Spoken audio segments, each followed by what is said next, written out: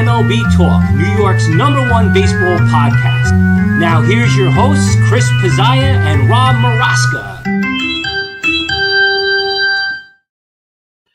Welcome to a new episode of MLB Talk with your hosts, Rob and Chris, myself. And remember, give us a subscribe here on YouTube.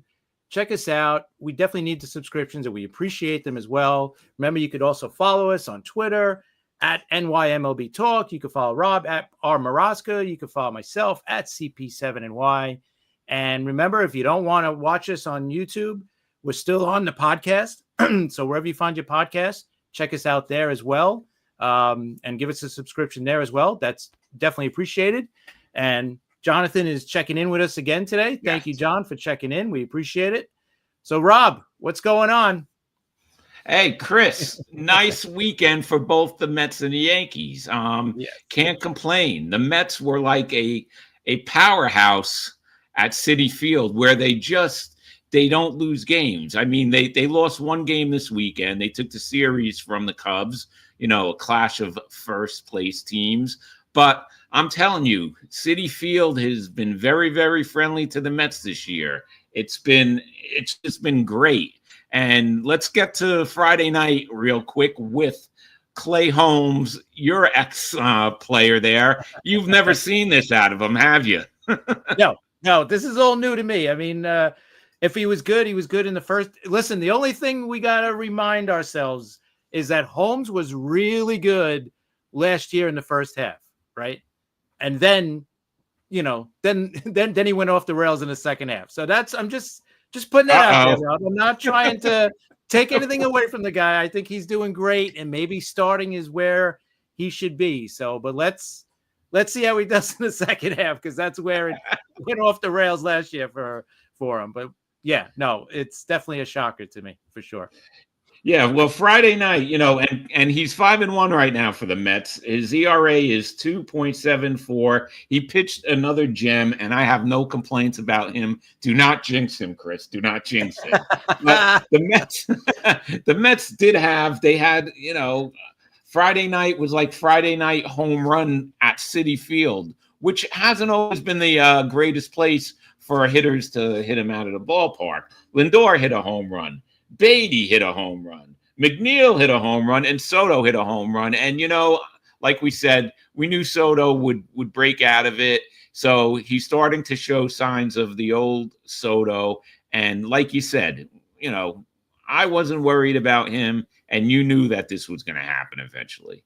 Yeah, he's the least guy you should be worried about. I to be honest, I'm more concerned, but he actually looked like he's starting to break out. Is a guy like Vientos, right? Vientos, yeah. Nimmo, those are the guys. You want to see Alvarez. You want to see those are the guys you should be. Not that I should be concerned. You should be concerned about them. But if they're the ones that aren't hitting, they're the ones that you should start saying, okay, all right, when are these guys going to get going? But Vientos got a home run right in the series. I think yesterday's game. So maybe he's starting to break out of it.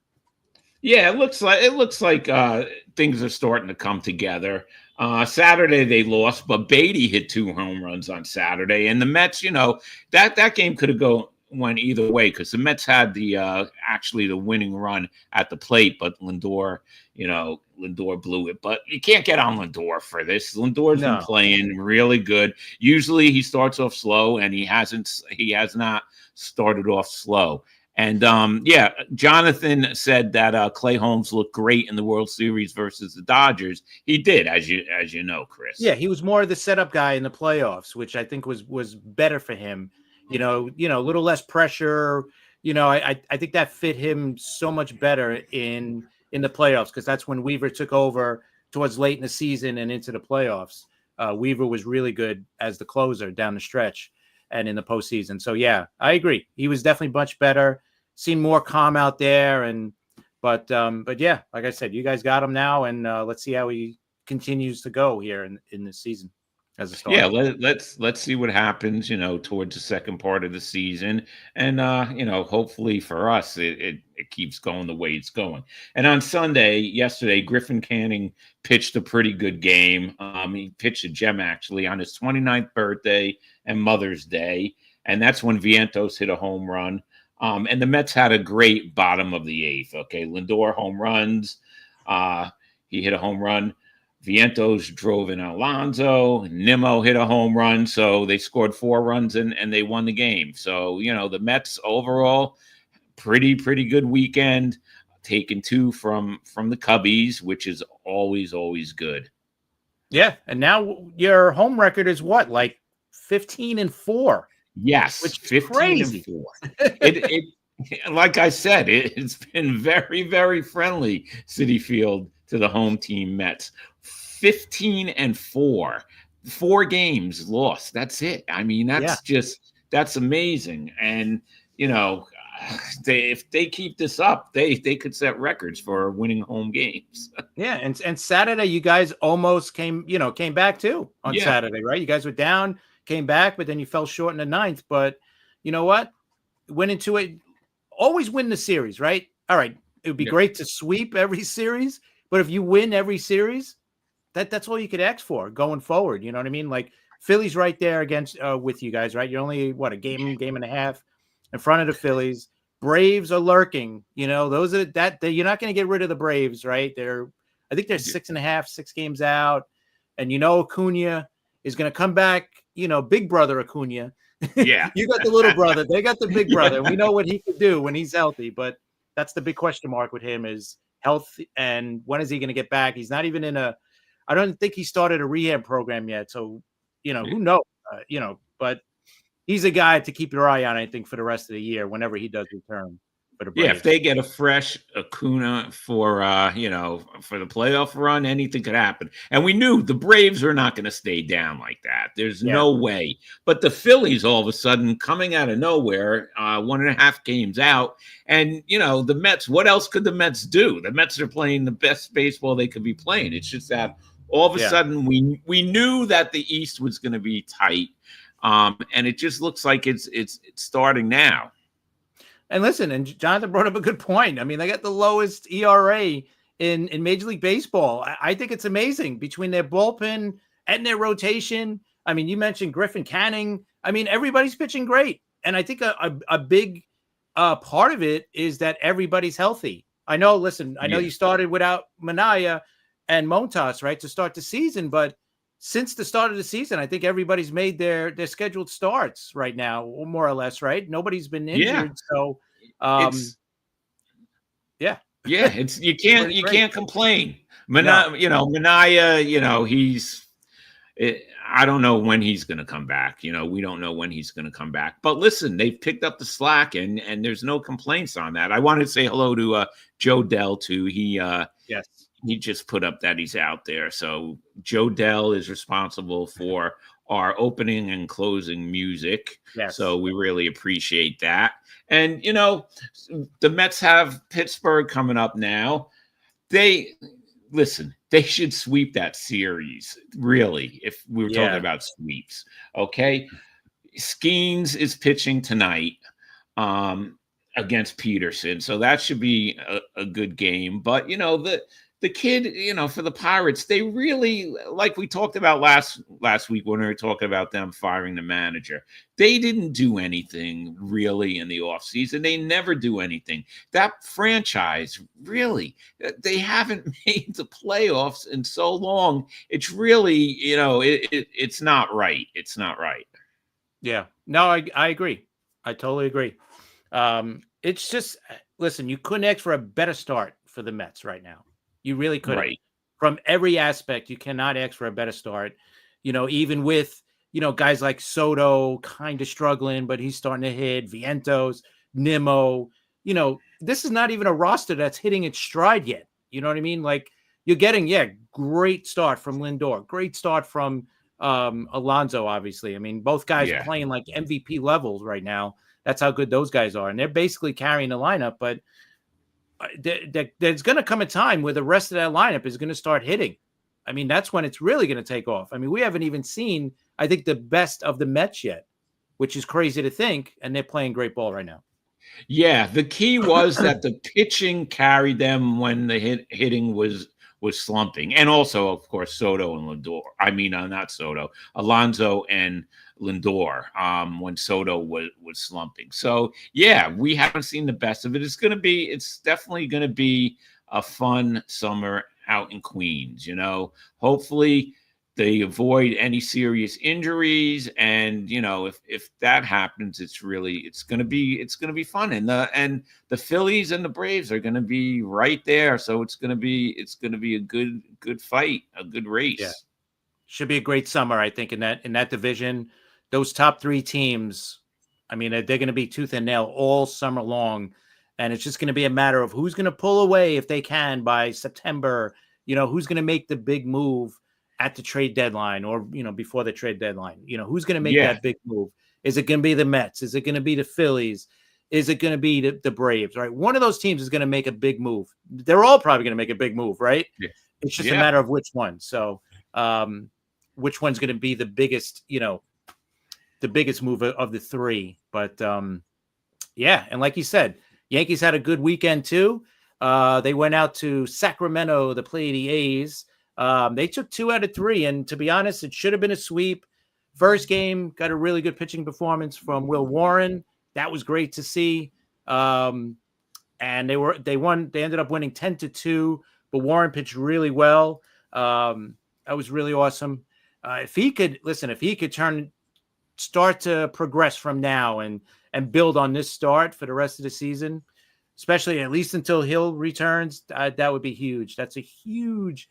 It would be huge for the Yankees going forward, because Fried's been great. Rodon's been pitching really good.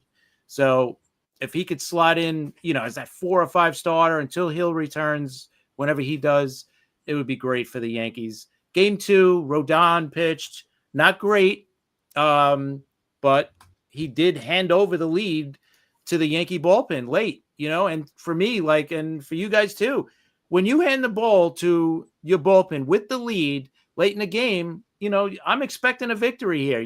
Get the final 9 outs if you have to. Rodon didn't pitch his greatest game, but you know what? He kept the game from getting out of hand. They had the lead and they just gave it away, which is crazy. The bullpen has given up a few games like that this year, and it's kind of strange because when you look at them on paper, they should be much better, right? They do have a strong bullpen, the Yankees, and they have given a couple of games away here. And obviously it's because of Devin Williams, a couple of, by him, but this was not his fault. We can't blame him for this game. But, Cruz gave up the home run, to give up the lead to the A's. So they ended up losing that game. But then the last game they came back and beat up on old friend Severino. First time pitching against us. He didn't pitch against us last year when he was with you guys. Yeah. But he did not pitch good against us, and we ended up, crushing him 12-2. Ben Rice with a grand slam. Aaron Judge, a couple more hits. He's hitting over 400 still, which is crazy. It's amazing what we're seeing with Aaron Judge. It is. Right? Even the biggest Yankee hater has to sit back and just marvel at what this guy's doing right now. 409 batting average, on base 494. His OPS is 1274, all leading the league. Home runs, RBIs, leading the league with 14 and 39. Tied for the lead, I think, with Schwarber with home runs. Most hits, runs scored. I mean, it's just unreal. I just can't believe what we're watching. I mean, this is like all-time great stuff, what we're watching right now. Chris, no matter how much you hate the Yankees, how could you really hate Aaron Judge? I mean, he's not a guy that you really could hate. He's been amazing, and it's just sometimes you're in awe just watching him. But I want to go back real quick to Friday night. That was the Jason Dominguez night on Friday night.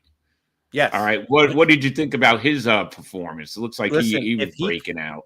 Yeah. If that's his breakout game, you know what? That's going to be pretty good for the Yankees, right? Because he's been kind of slumping, if you want to say that, through the first whatever games. I don't think he gets the consistent playing time that you'd like to see him get, especially for a young player.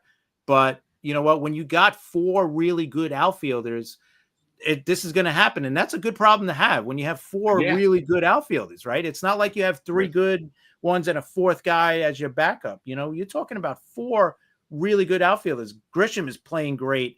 Obviously, Judge, you know, Bellinger's had his moments this year. Maybe he's not been as consistent as the other 3, but man, he had a huge day. 3 home runs. What was it? 7 RBIs. It's Grand just slam. unreal.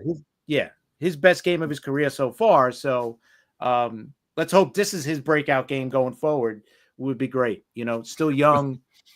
So And what did you think about that stadium? I mean, the Mets traveled there, a couple of weeks ago, and now the Yankees, it looked like batting practice, all 3 games look like batting practice in some way, in one way or another. What did you think about that? I mean, listen, for a minor league stadium, it's actually pretty nice when you think about it, right? It's a Yeah. AAA, whatever. So it's really nice for that. For a major league stadium, no, it's definitely not equipped to be it. And it seems like it's definitely a hitter's ballpark for sure there, right? I mean, between you guys scoring a lot of runs and we scored a bunch of runs as well. So, yeah, I mean, listen, it is what it is.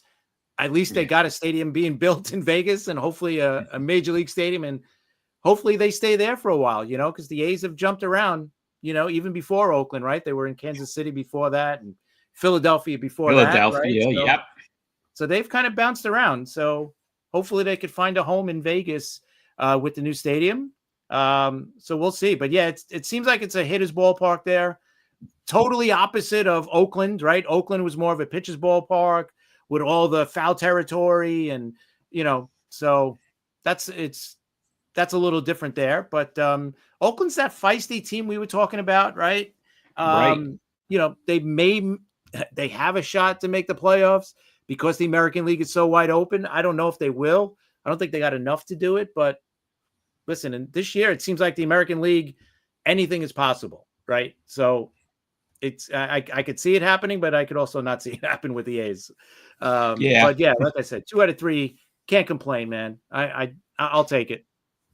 Yeah, no, it was, like we said, it was a good series for both teams.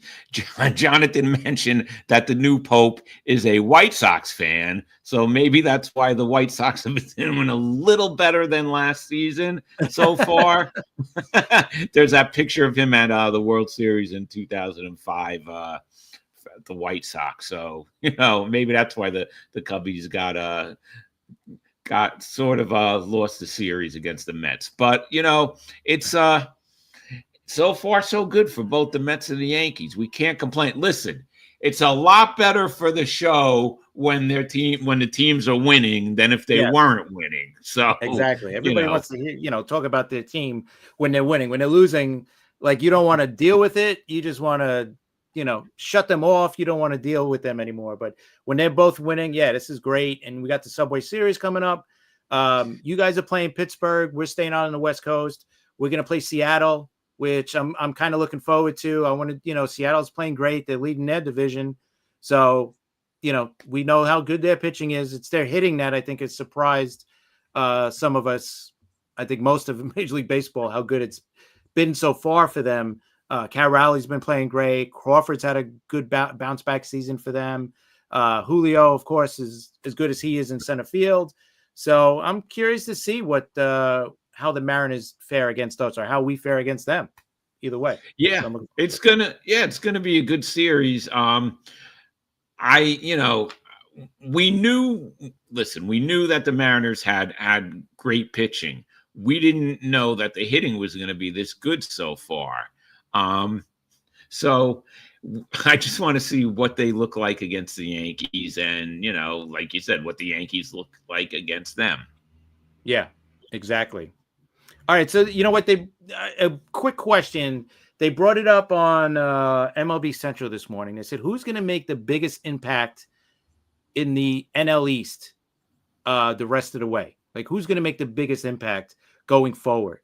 Now, obviously, the big answer for the Braves was Acuna Jr., right? He's definitely going to be the guy, without a doubt. Yeah. So, for the Phillies, I'll say one name that I don't think anybody's really talking about yet, who might make a big impact, it's going to be their number one pitching prospect, Painter, Andrew Painter. He's down in the minors. He's rehabbing from Tommy John. He's up to AAA now. He's probably got a couple more starts to stretch out, and then he's going to be brought up. I wonder how big of an impact he's going to be. Not that the Phillies need more pitching, especially they need relief pitching, not really starting pitching, but we'll see. I think that's going to be a guy that's going to play a big part in the Phillies going forward. So what about the Mets? Who's the guy you think is going to make the biggest impact? You know what? It's tough because you want to say Soto, right? Of course. I think it might be Lindor, though. Lindor is really the leader of that team. And I think it's probably going to be Lindor. But, if Soto's going to start hitting like Soto, and that's going to be a big, big impact. Jonathan thinks it's going to be Alvarez. Let's see what happens. He's got to start, hitting. It's like he didn't have spring training because of the injury, so he's still, not there yet. But if he starts hitting, he's definitely going to impact it too. So, the Mets got a couple of players that could be, could fill that role. I just think it's probably going to be Lindor. Yeah. Oh, definitely. Yeah. And we've seen what kind of an impact he could make last year down the stretch, right? So I could see that for sure. Soto, I think he's going to make a big impact as well. Listen, and what is Alonso going to do the second half of the year? Right, he is hitting so well right now, hitting over 300. Is he going to keep that up? So that he's going to be a key guy, I think, down the stretch, one way or the other. But yeah, Alvarez could be big. And think about it, these guys that you're talking about, like Alvarez or maybe even Nimmo, Vientos, they're not doing anything really now, right? So imagine what they're going to do, what they could with them. Think about how good the Mets could be if the bottom half of the lineup starts to really produce, right? Think about how good this lineup is going to be, top to bottom. I mean, that's going to be, Yeah. One thing I want to say, Chris, though, about Alonso, stay away from the home run derby. Okay. Yes. Enough of that home run derby. Don't worry about the home run derby. Enough. Concentrate on the rest of the season. You don't have to win the home run derby. You won it already a couple of times. Yeah. And that's what I got to say about Alonso. Joe Dell likes Starling Marte. Starling Marte's good. I don't have as much confidence in Marte. I'll be honest. Yeah, I don't see him as the impact player, but the guy's good. He could get some key hits. But Alonso, I think you would agree with me. Just stay away from the home run derby. Yeah, exactly. Because right now that's what he's doing. He's not just going up there trying to crush every pitch, and he's not swinging at pitches outside the strike zone. He's definitely better looking out for those pitches. So I would stay away from the home run derby for sure. Like you said, he's won it a couple of times. There's nothing to prove in that sense, and he's getting paid enough money that he doesn't need that little bonus check if he wins the home run derby, right? So that's why I hope old Yankees stay away from it. It's cool to have a player that you could root for in the home run derby from your own team. I agree. But I have no problem with anybody on the Yankees not being there. No, because how many times has the home run derby screwed up the rest of the season for some of those guys? Yeah, it happens. I agree. Without a doubt. All right, so let's go to the Yankees on that question too. Who's the impact player for the Yankees? Well, I mean, outside of Judge, Judge is the obvious one. But I think outside of him, going forward, I think second half of the season from the pitching side, I could go with Hill. If he returns, that's going to be such a huge boost to the rotation. And then even the bullpen too. Like you got Loaizaga coming back. You got Scott Efros coming back. For the bullpen. You got also Jake Cousins eventually coming back. So you got three really quality arms coming back for that bullpen. Dominguez could be the guy. I listen, if this weekend is any evidence of that, yeah. I mean, I know it's the A's. A's don't have the greatest pitching. So I want to see this happen more, from Dominguez. A little bit more consistency out of him. Then I'll be right on that with him. But listen, I hope it is. And I think, listen, Ben Rice, he's legit. For a while, it looked like he was starting to come down to earth, but now he's starting to hit again. So, I mean, listen, and you got Stanton returning in the second half. It's whenever he's going to return. It could be June. Yeah. So it could be a few of these guys. But yeah, Stanton's the postseason impact player. Right. I'm not worried about the second half. Just kind of get some practice swings in, after you return. He's not going to play every game anyway, so I don't mind. But Rice, they'll find spots for him to play. He could catch. He could play first base. So they're going to move him around when and if Stanton does return. Goldschmidt's not going to play every day. You're going to want to rest him a little bit. Yeah. Especially down the stretch. He's up there in age, so you don't want him playing every game. So yeah, I think they'll find spots for Rice without a doubt, even when Stanton returns. I know some fans are a little, nervous about that. How can you take him out? He's not coming out. I mean, that guy's young. Yeah. He's hitting great right now. He could play first, catcher. That's his natural position, so he could definitely catch. Maybe JC Escara. He might be the guy that they're going to send down when Stanton returns, because I don't know if they'll carry, basically 3 catchers, So he might be the guy. I don't know, but he's been playing really good too as the backup catcher. Yeah, that's a great story. He went from being an Uber driver basically to being on the Yankees. So great story, and I love seeing him play. He's playing really well. So we'll see what happens going forward. Yeah, I think Dominguez will have a big impact if he, like you said, if he does what he did against, this weekend against Oakland. Then really the Yankees are definitely in the driver's seat. And Joe Dell says judges why the Yankees don't miss Soto at the plate, but they were together last year. So that and you got to put in Ben Rice. He's been playing really. Yeah. He's been hitting great. And the rest of this lineup is really good. It's not just Judge. I mean, Judge, yeah, it's great, hitting 400 and leading the league in almost every category. It's great, but you also got other guys, hitting in this lineup. This lineup is no joke. And again, it's not as consistent with like Wells and Volpe. Volpe's been better, recently, and you got Wells who's starting to hit. When these guys start hitting, this lineup is just like you guys, right? Top of the lineup is great. Bottom is a little iffy, a little inconsistent. But once that gets more consistent, both of these teams' lineups are going to be great.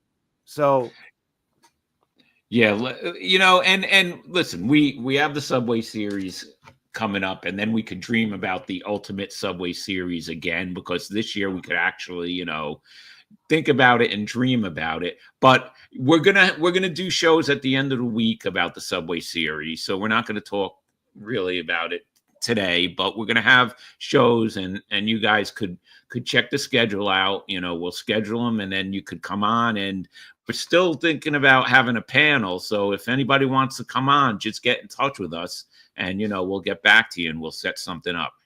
And listen, I'm one Yankee fan. I've gone on record a few times.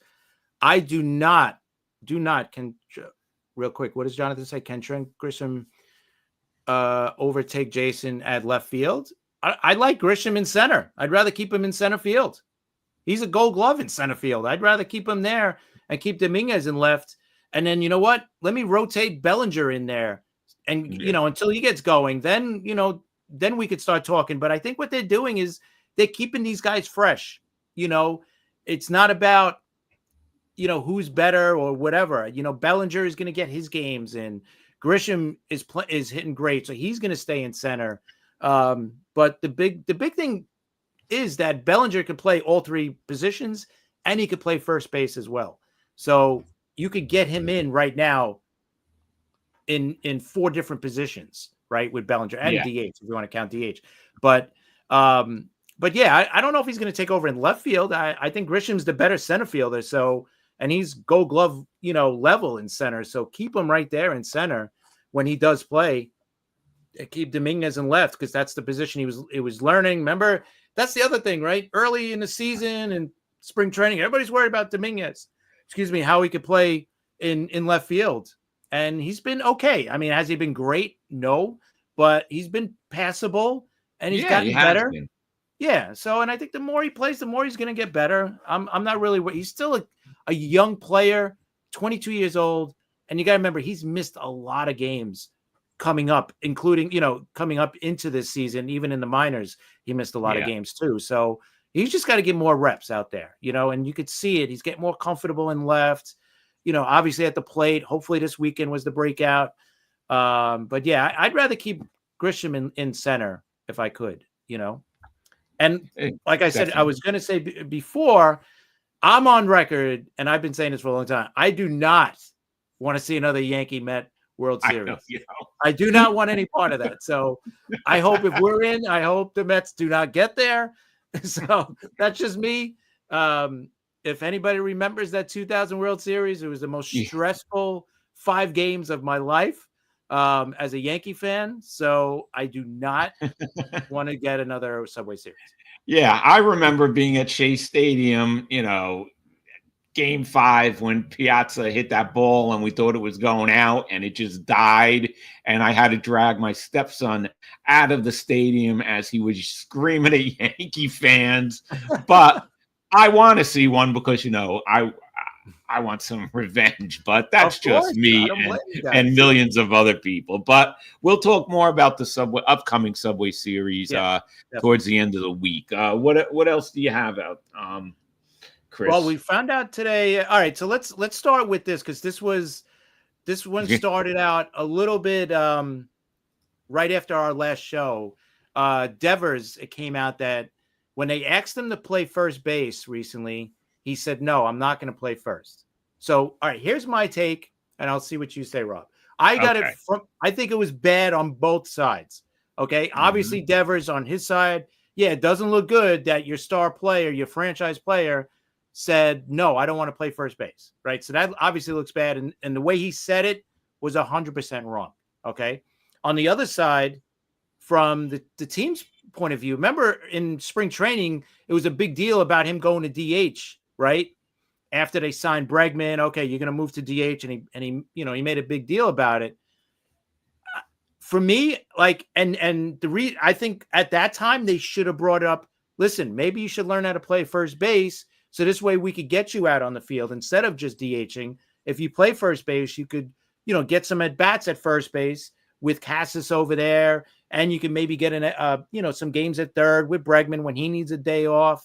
You'll be able to play not just DH games, but they didn't want to bring it up then because, you don't want to hurt the guy's feeling then because he was already upset about DHing, if we all remember too. So they were wrong. They should have just said, they should have brought it up then, and they didn't. So now you're bringing it up in the after 30 something games of a season. And a guy, listen, first base is not a position you could learn overnight. This is going to take him weeks, maybe months, because this guy was not even a good third baseman. He was below average at third. So it was the right move to move him off third. Don't get me wrong. I'm not saying that, but you know what? It's not a position you could just say, okay, you want to play first? Okay, good. You go play first. It takes a while to learn with the footwork, positioning, and all that. First base is not an easy position. This is not like moving from left to right field. You know what I mean? Or third to second base. Third to first is huge. So Jonathan, I'm with you. Yeah, I would play first. I'd play any position, and but that's us, and we're not in the majors. And I don't blame Devers for saying, I don't want to play. He could have said it differently. He could have said, listen, I ain't gonna be able to learn it overnight, so I could play it eventually, but not tomorrow. You got to give me some time to learn the position. So he was wrong the way he said it too. Yeah, but Chris, I agree. Okay, I agree with you. But the way he said it was wrong. He's, I know I'm a baseball player, but now I'm a DH and all that other stuff he was saying. Right. Okay, here's the key. They should have, no matter what, in spring training, they should have put the foot down and said, we need you to learn to play first base because you never know what could happen during the season. Okay. And he should have said, okay, I'm going to try it. He shouldn't have started up with the excuses. Okay. Because this would never have happened because the teammates would have gotten on the case, and the old time managers would have really gotten on their case. I mean, Right. so that wouldn't have happened. Hey, other star players have been asked to move their position, and they've done it. And I'm going to bring up one that's recent, but not so recent. Okay, the Mets signed Kaz Matsui from Japan, and they asked Jose Reyes to move from shortstop to second base. And at that time, that's when Wright was on third and Reyes was shortstop, and he was playing great baseball. You know what? Reyes did it, right? Reyes did it. Matsui didn't work out so good. Listen, there's tons of examples. Just go last year, Aaron Judge had to move to center field, right, to accommodate Juan Soto. You know, so it happens. So yeah, like I said, both should have been talking about this in spring training, right? Because again, you're not learning this overnight. First base, especially for a guy who's not a good defender to begin with. You know what I mean? If he was really good at third, yeah, he could probably learn it pretty quick. But this guy's not going to learn it that quick, right? I mean, Bryce Harper, he had to go from the outfield to first base with the Phillies, but it took him months, right? Yeah. Remember when he was rehabbing with the elbow? It took him months to learn first base. I mean, he had the time because he could DH and all that. I know with Devers, it's a little different. It's a little different. They need a first baseman now. But like you said, it should have been brought up spring training, no doubt. It should have been like, listen, we're going to need you at first at some point, right? Cassis got hurt last year. So that's right. He's not a guy that, and you still don't know about Cassis.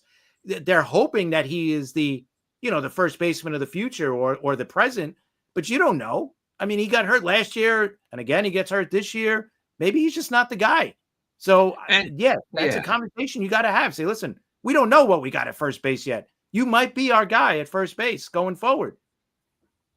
And why, keep this crap out of the media too. I get, with social media, it's really hard compared to what it was. But I mean, because then he's gonna play in Boston. They're gonna boo him, and it's just both sides. You're right, but I'm putting more of the blame on Devers because he could have just said, okay, I'm willing for the team. I'm willing to learn. It's going to take me time, but you know what? You need me there. I'm there with all the money that guy's getting.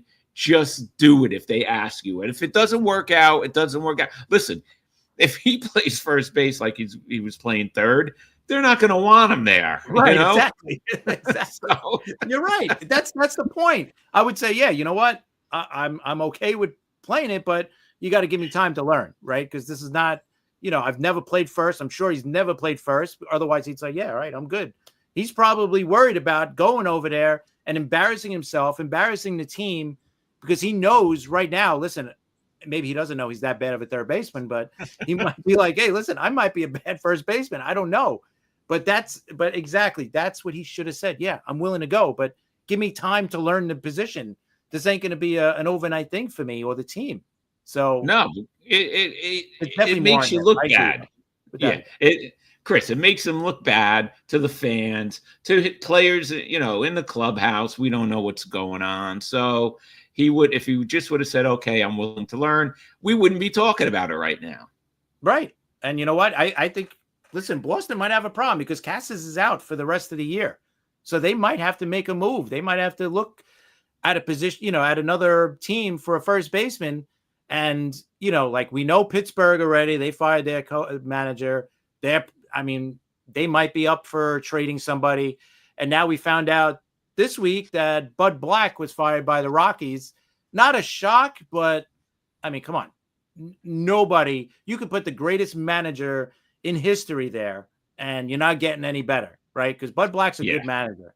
He's just not a miracle worker, right? Just like with the Pirates, you're just not a miracle worker. You can't, but this season they're having, someone had to take the fall, at least for now, and it's him. But I would put it on the GM. What did the GM do? What's his plan?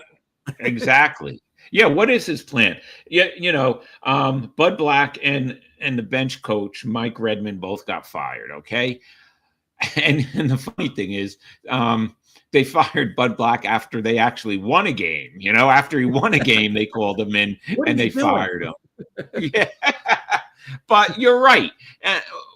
Replacing him now, this is just a move we know that teams make, to satisfy the fans or to make it look like they're making a move. But it doesn't matter who's managing, who they brought in. They brought in Warren Schaefer, okay, as the interim manager. Young, so they got younger. That's the trend in baseball right now, Major League Baseball. The managers are younger when it used to be, the older guys are managers. So everything's changing now. They promoted Clint Hurdle to bench coach because I don't think they're gonna have Clint Hurdle as a manager again because maybe he's too old. They're going younger. Right. And that's understandable. Yeah, it's understandable, but like you said, it's crazy because they did nothing in the offseason and they're just so bad. It doesn't matter who you bring in there. The season's over, and I don't know what the franchise future looks like. Yeah, it's not looking good. I mean, they got a few decent players in the lineup. You got Toglia at first base, even though he's leading the league in strikeouts. Yeah. But he's 26. You got to expect a little bit more. Tovar, their shortstop, is very good. He hasn't had a great season, but he's usually better. Ryan McMahon, I think it's time to move some of these guys. Like Ryan McMahon is 30 years old. He's got a decent contract. It's not too high. You know what? Move him, and they should be more aggressive. They usually not. The Rockies are not an aggressive team with trade. But maybe this is definitely the year to do it. You got to start rebuilding. Maybe they got to get a new GM in there. I think we kind of talked about this the last time. Bring in a guy who has a plan. I just feel like the Rockies never have a plan these last few years. Pitching has always been a problem there. We know that. It's Coors Field. They've never had a good rotation, at least not since, the World Series days back in 2007. But they're in bad shape. And Jonathan bringing up something quick about Boston. They can convert their studs like Roman Anthony or Marcelo Meyer to first. Maybe Anthony because he's the outfielder. Meyer, he's a shortstop. I don't think they're going to move him off of there. So maybe Roman Anthony. And Roman Anthony is the number one prospect in baseball. So I don't know if they want to do that. So we'll see. I think they're going to go out and trade for somebody at some point. Brenton Doyle. Yeah, he's another guy who's good for the Rockies. Yeah. Would they be willing to move him? I don't know. He's another guy who's young. That's a guy that you want to build around, or one of the guys you want to build around as your foundation for a franchise. But maybe they sell off, a little bit of everything. I don't know. That's the thing. I don't know what the Rockies are going to do. Like, I don't know what their plans are. At least with the Pirates, they've been known to trade guys. They could be aggressive. We've seen them make some moves. So we'll see. Maybe it changes this year for the Rockies. Maybe Doyle. Listen, if Doyle becomes available, if I'm the Mets, I'm definitely trying to get him. I mean, it's going to cost you a lot, but he's worth it because he's young and he's really good. So he'd be a guy I'd go after without a doubt. Oh, I would love it. And, the Mets do have the parts that they could trade. They have some good young players that Colorado would love to have. But, we don't know if Colorado's going to build around Doyle, like you said, or if they would just trade him to get a bunch of young players, good young players. Yeah, I mean, he is 27, so he's at the age where he's in his prime. But maybe this team is just not ready to, to contend at all, especially in that division. I mean, we talked about the West already, the AL West, and last week. I mean, how good they're playing. I mean, you're in last place, and you got no shot at making any kind of movement up in that division. So you got no shot at a wild card.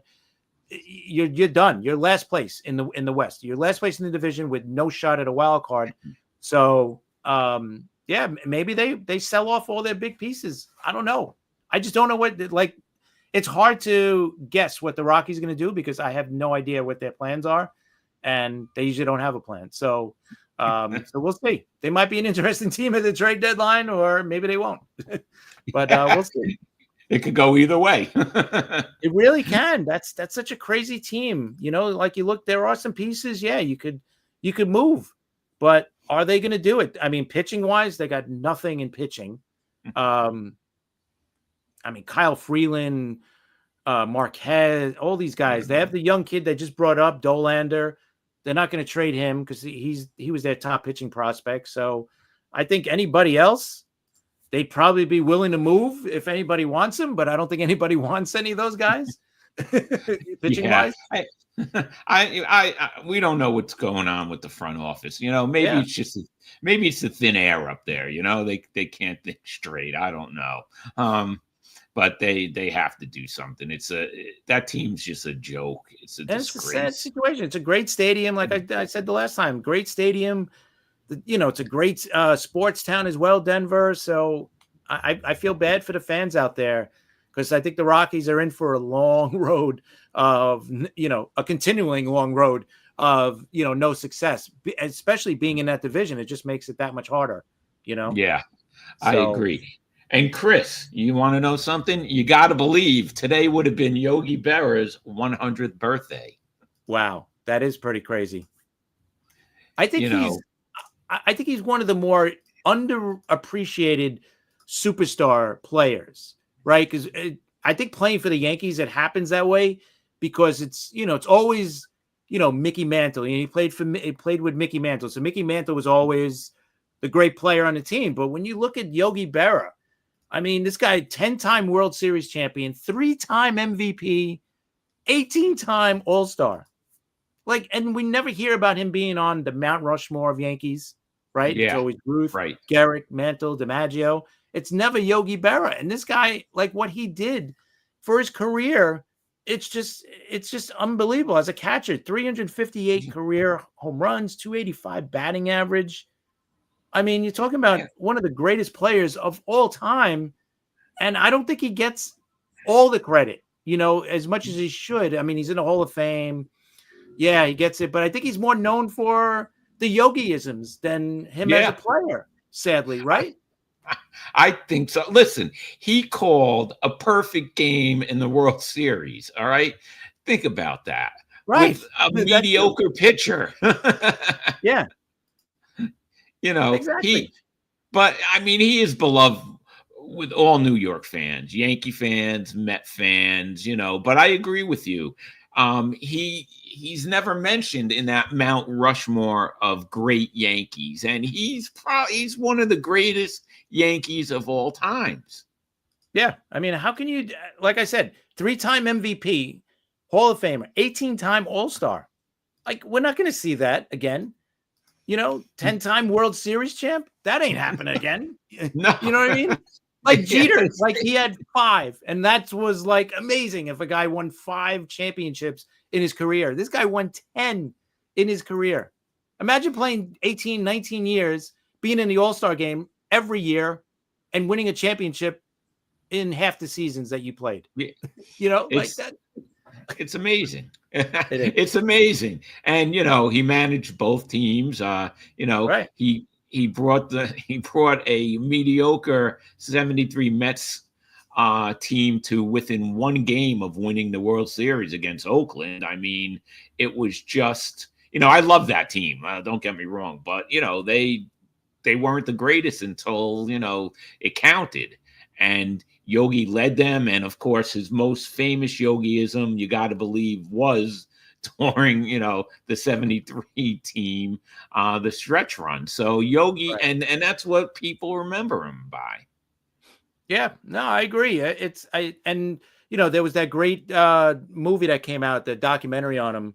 I think it was last year, the year before, that his family put out. It's really good. Definitely check it out. I think it was on Amazon or Netflix. Yeah, it was good. Really good. I think it was Amazon, but it was good anyway. Just look it up and check it out. It was really good. Yeah, it's definitely worth checking out, even if you're not a Yankee fan. It's a great baseball story, and like I said, I think he's one of the more underappreciated baseball superstars in the I remember and how it started. The idea of making this story, like they say it, I think the granddaughter. Yeah, when they were watching the All-Star game, right? And it was all the living legends, and Berra's like, I'm still alive, and it made sense. I mean, this guy should be up there with the living. He should have been considered a living legend, in baseball yes. for what this guy's done. I mean, it's just Yeah. unbelievable. I mean, some of those living legends, right? They didn't do half the thing that Yogi did, really, if you think about it. 10 World Series. I mean, it's just unreal when you think about it. 10, right? 18-time All-Star. That's like, it's just, that's like Hank Aaron stuff, and he's the greatest, arguably the greatest player. And, and Berry's just like, oh, yeah, he was on the Yankees. Yeah, because he had Mickey Mantle. He had all these guys. Maybe they had him. Maybe that's what it is, right? Maybe no, but you're right. Mantle, right?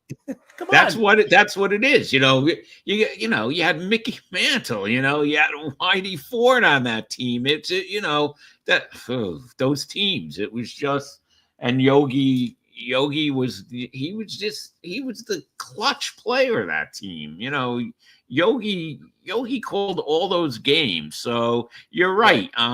He really deserves more respect as a great Yankee on that Mount Rushmore of Yankees. Yeah, I like I said, he should definitely get appreciated more. But I think that's it. Do you got anything else? Just a couple of quick things. We'll put up announcements about what we're doing for the Subway Series at the end of the week. So we'll let everybody know. We're gonna have some shows. We got a couple days to set it up. And we're not going to be on next Monday, but we're going to be on next Tuesday at 3 p.m. And we're going to have a guest next week, Chauncey Hayden, who we had on the podcast before the season started. And he was a lot of fun. He was a great guest. Yes.